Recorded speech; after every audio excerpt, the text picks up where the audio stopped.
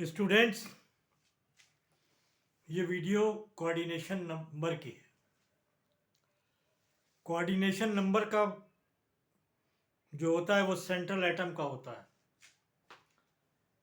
और coordination number उससे कितने लिगेंड जुड़े हुए हैं इस पर डिपेंड करता है।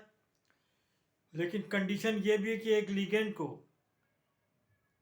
One lone pair of electron donate करना चाहिए, तभी एक लिगेंड की वैल्यू एक कोऑर्डिनेट बॉन्ड के बराबर होती है, तभी एक लिगेंड कोऑर्डिनेशन नंबर का एक पार्ट कहलाता है। अगर एक लिगेंड एक लोन पेयर ऑफ इलेक्ट्रॉन नहीं दे रहा है तो उसको जो है एक कोऑर्डिनेट बॉन्ड नहीं बना सकता है, क्योंकि कोऑर्डिनेट बॉन्ड बनने के लिए 2 इलेक्ट्रॉन का डोनेशन जरूरी है।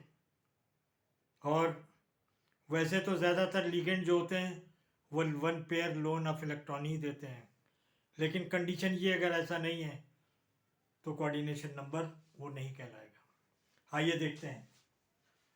Total number of ligands attached to the central atom और ion through coordinate bond is called as coordination number of matter.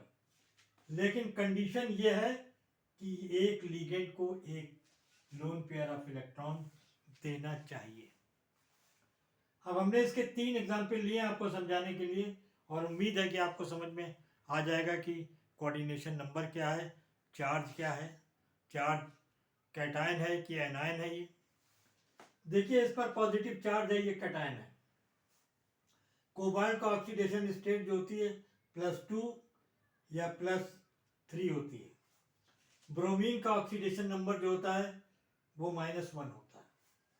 तो कोबाल्ट का 3 है और ब्रोमीन का, यहाँ पर ब्रोमीन के 2 एटम जुड़े हुए हैं, तो इसका -1, इसका 2 माइनस, और इसके 3 में से जब घटा देंगे तो ये यहाँ पर आपका +1 आता है। अमोनिया जो लिगेंड है उसका, उस पर चार्ज 0 आता है। ये कॉम्प्लेक्स कैटायन है, इस पर चार्ज +1 है।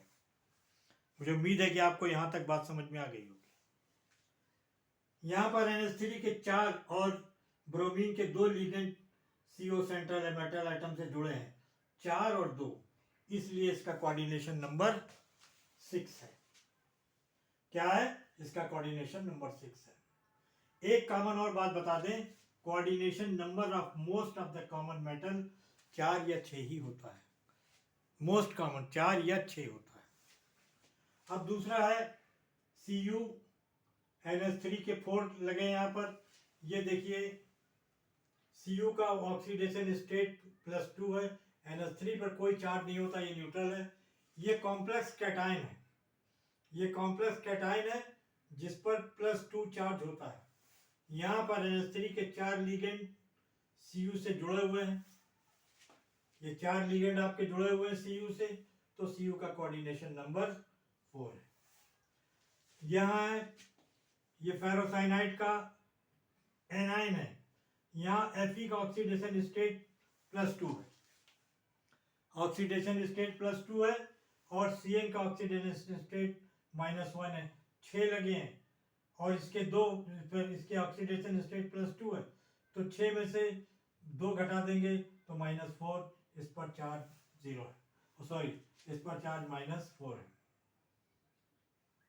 यहाँ पर Cn का 6 लिगेंड जुड़े हैं, इसलिए Fe का कोऑर्डिनेशन नंबर 6 हुआ। अब दूसरी बात, कोऑर्डिनेशन नंबर बराबर होता है number of lone pair expected. जो नंबर ऑफ लोन पेयर मिले हैं वही उस सेंट्रल एटम का कोऑर्डिनेशन नंबर होता है, बराबर नंबर ऑफ कोऑर्डिनेट बॉन्ड। एक वन लोन पेयर जो होता है एक कोऑर्डिनेट बॉन्ड बनाता है, तो जितने कोऑर्डिनेट बॉन्ड बनेंगे उतने ही सेंट्रल एटम का कोऑर्डिनेशन नंबर होगा। मुझे उम्मीद है कि आपको समझ में आएगा। इंपॉर्टेंट चीज़ है, टफ चैप्टर है लेकिन इजी है, और आप हमारे सारे वीडियोस को देख डालें, आपको ये चैप्टर टफ नहीं लगेगा। Okay, thank you.